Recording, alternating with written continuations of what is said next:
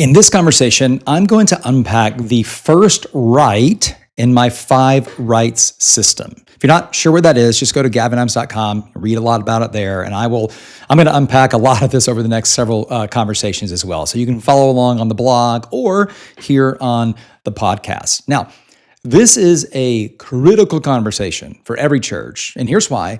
Most pastors that I know genuinely want discipleship to happen in their church, right? I do. I mean, gosh, we preach it, we pray for it, and right. For lots of pastors and leaders, discipleship feels like something that's real busy, but maybe not super clear. Like lots of activity, inconsistent movement, and quiet frustration. In fact, it's a frustration that kind of whispers that we should be seeing more growth than this, and maybe that's true. When you look around your church, though, right? To try to redesign that, to try to redesign your, the buzzword discipleship pathway, it feels overwhelming. If you have a normal sized church and you've got, 80 people on a Sunday, gosh, even that 80 people, to think about designing discipleship pathways for 80 people, I mean, who can do that? Everyone is so different, right? I mean, look around your church, you got different ages and ethnicities and backgrounds and levels of faith, right? So let me give you some really good news and lower the pressure here a little bit. I don't want you to disciple everyone, which sounds weird, but hang with me, okay? You don't need to create a discipleship pathway for each individual person because you're actually only trying to disciple 4 people, or to be more precise, 4 segments or 4 categories of people. And once you see and understand that, discipleship gets not just more clear, it gets much, much more effective. When I ask pastors, who are you discipling right now? Well, the easy answer is for people to say everyone, right? Because you can't say the real answer, which might be no one. Everyone sounds right, and it definitely sounds pastoral because we are trying desperately to disciple everyone. Every pastor is trying to do that. And it feels hopeful to want to do that. But here's the problem that it creates. Everyone ends up being no one.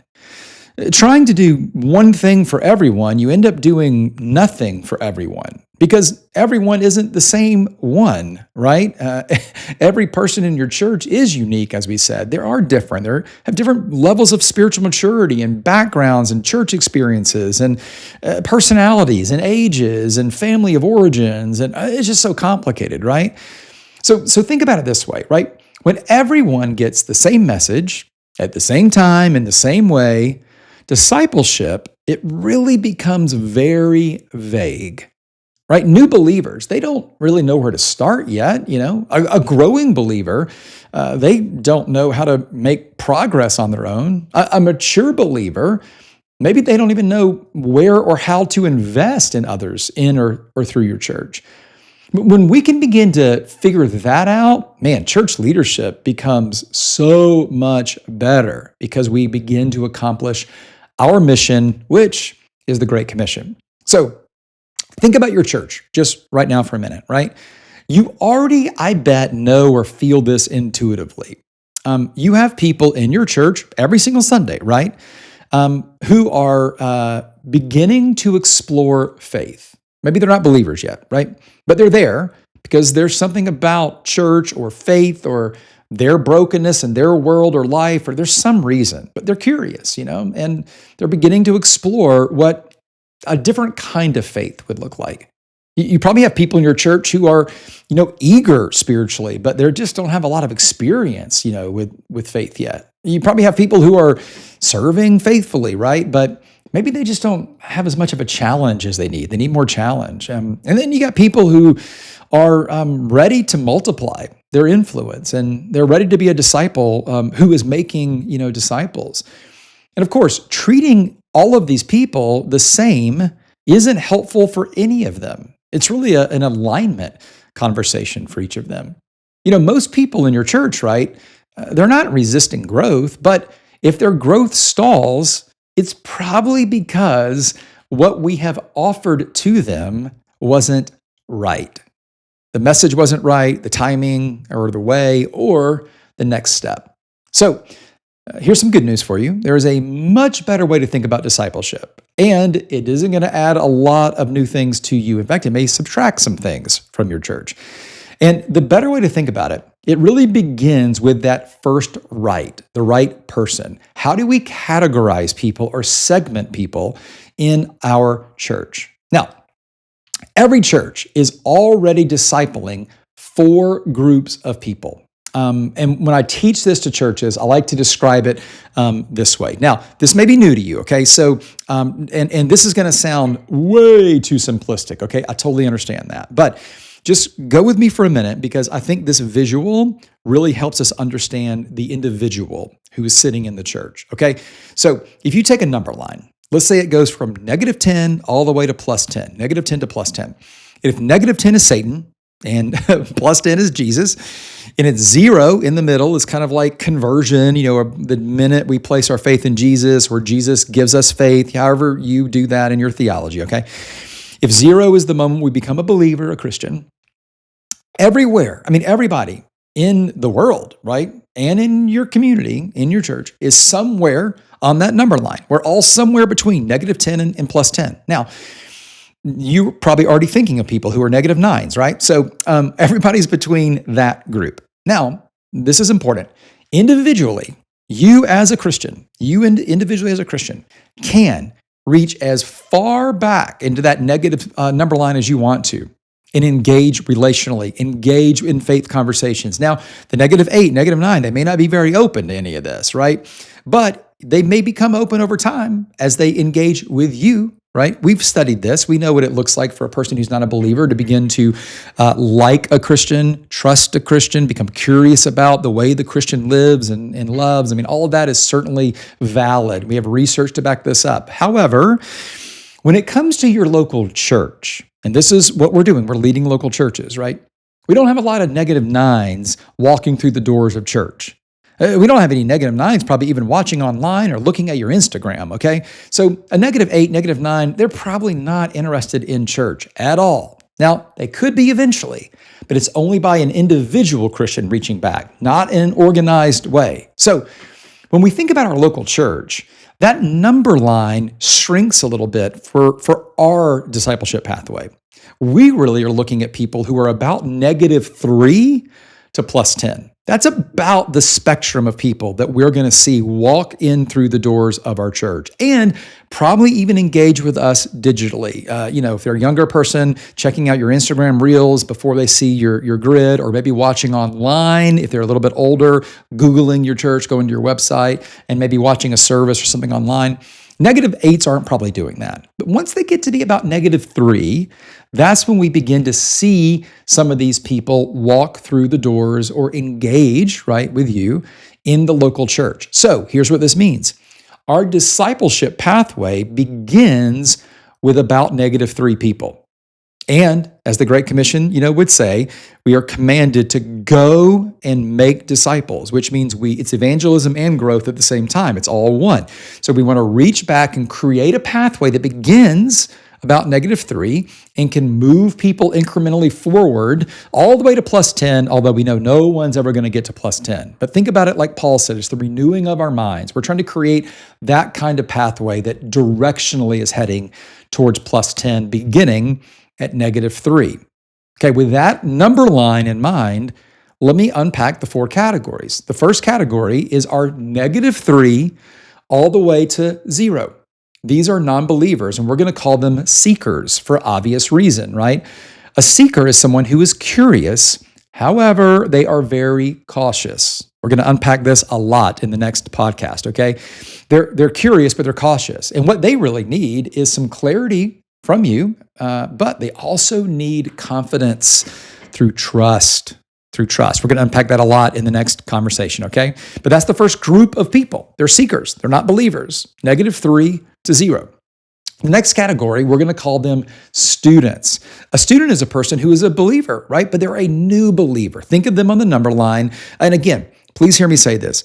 People are not numbers, okay? We're not labeling them just for the sake of giving them a number, but it helps us understand who they are and what they need so that we can best move their faith forward or support their faith as it moves forward, okay? So it's a critical thing to understand. This student, they're a new believer. Think 0 to +3. You ever met, or maybe you remember when this was you and you were on fire. Remember we used to say that, like, man, they're on fire for God. Well, they are because they're hungry, but they're inexperienced right now. These students, what they really need, like any student, they need guidance and they need some structure. The next category, think +3 to maybe like +7. We're going to call these people shapers because they are now actively shaping their life after the teachings of Jesus, after the teachings of Scripture. So for instance, a student may be learning, maybe for the first time, about the New Testament sexual ethic, for instance. But a shaper, they're beginning to live that out, which means maybe they're moving out or they're moving back in or they're changing the way that they date, right?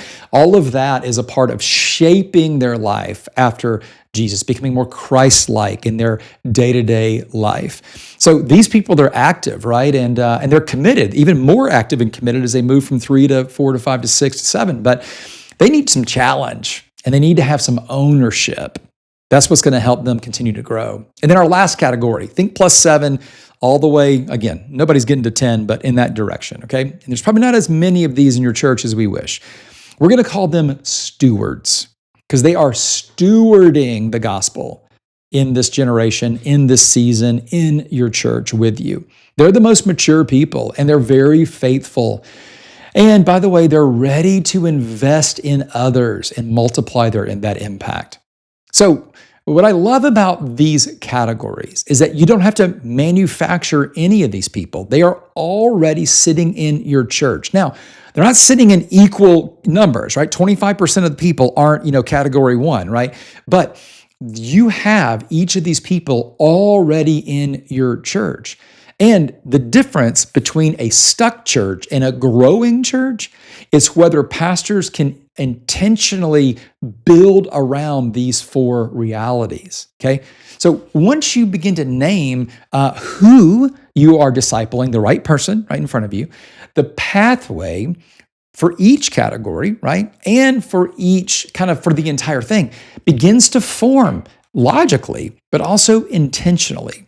I mean, think about it. Communication gets so much more clear. How would you talk to someone who is -2 versus someone who is a +7, right? Just very differently, right? Because the right person needs, in my 5 right system, the right person needs the right message in the right way at the right time that leads to the right next step. But it always starts with the person. So communication gets clearer. Next steps, they stop being generic. Leaders, as a pastor, you don't have to guess anymore. You know who you're designing for. And people feel seen, not sorted. Now, yeah, if you rolled out the number line on stage and started talking about the segments, maybe they would feel sorted. But I tell you here's what I have found. Actually, I have a pastor friend who recently taught on this in his church to help people understand the power of movement and to help identify, self-select where they were and what it would look like to take steps towards +10. And no one in his church felt sorted or categorized or numbered. They actually felt seen. I heard so many stories from him. He just, talking about how people appreciate the fact that the church understands that different kinds of people are there and at different levels of faith. I mean, that's a positive thing, right? So discipleship momentum, it doesn't really come from adding new things or doing more things. In fact, sometimes it means reducing things. It just comes from doing the right things for the right people in the right way at the right time that leads to the right next step. That's intentional leadership. And that's really what the 5 Right system is all about. It's working in churches all over the world, and it could work in your church too. So let me just give you something very simple and usable that you can do this week. Very simple. I would love for you to just take a few minutes, and I would love for you to write down an individual name, okay, of a person that you know in your church who is a seeker, a name that's a student, the name of a shaper and the name of a steward, each of the 4 categories. So write down one name of a seeker, a student, a shaper, and a steward. And I would love for you to ask one question for each of these individuals. What is the right next step for that person in the next 60 days? Okay, and not eventually or someday, but in the next 60 days, what is the best next incremental step for that person in that category? Listen, that question will reveal more than any new program ever will. It's going to show you where clarity is missing. It's going to show you where maybe expectations need to be named or where assumptions need to be unearthed and where leadership needs to be just more intentional. If discipleship, in your church feels a little off right now, well, first join the club, okay? But don't scrap everything. That's not what you should do. You just need some clarity and some intentionality, and that might actually just begin with something as simple as the right person and the 5 rights in your church. It begins with knowing who the person that you're discipling is, the person standing in front of you, sitting in the pew, right, or the seats in front of you. And in your church, here's the good news. You're only trying to disciple 4 people.